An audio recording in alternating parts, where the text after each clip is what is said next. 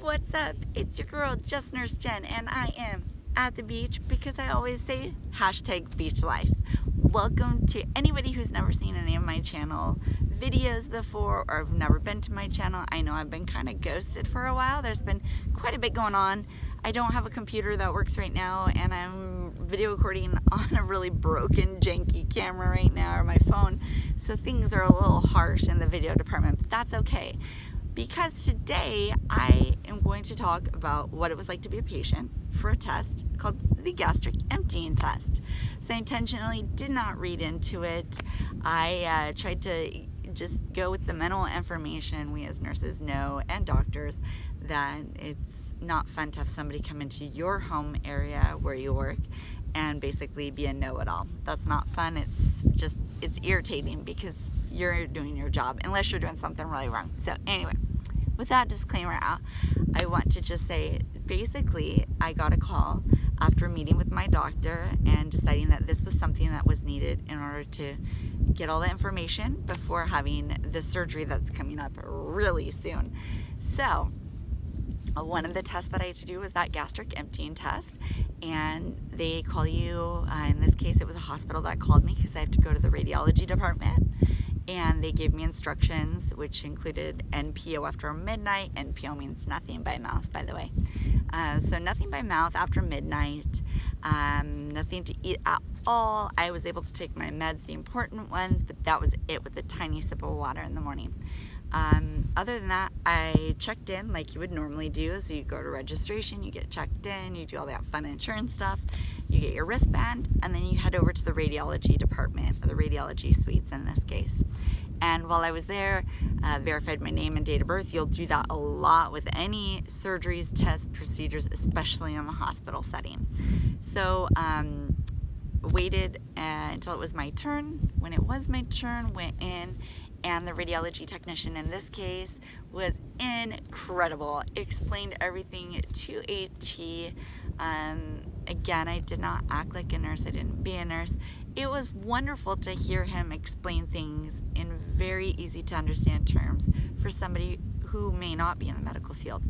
So in my case, they only order one of the three options. They'll either add a radioactive isotope to a drink, like water or juice, or they'll add it to a hard-boiled egg or scrambled eggs, one or the other.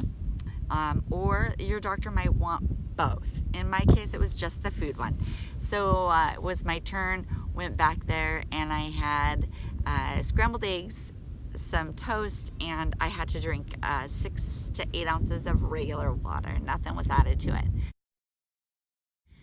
The most important part was the eggs and the water.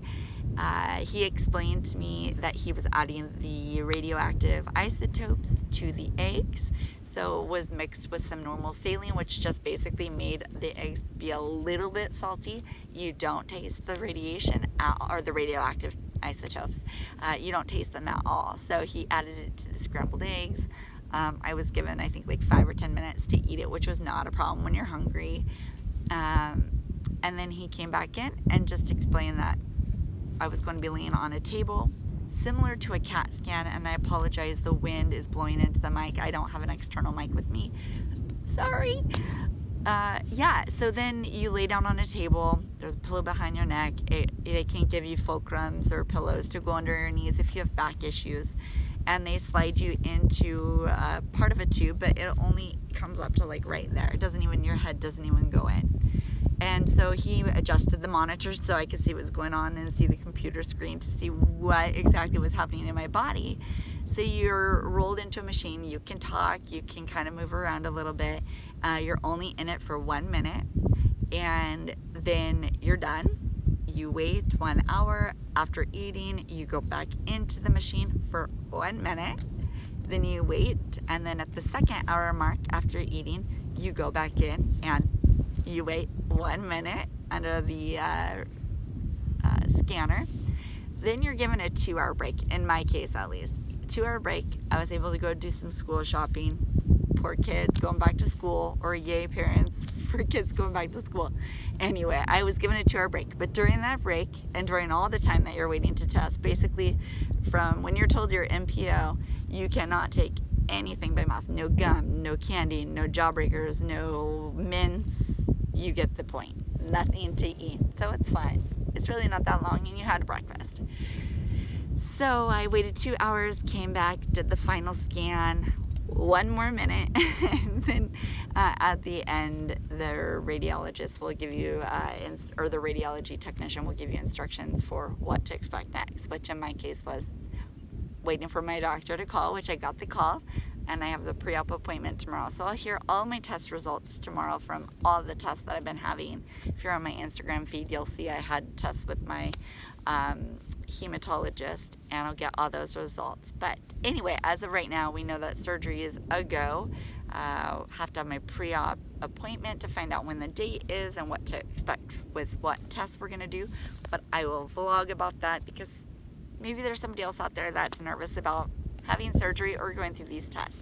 So just on a side note, because it's scary to hear that you're having something radiologic going into your body, and you see all the biohazard and the radiology signs, warning radiation signs all over in the radiology suite that you're going to be in.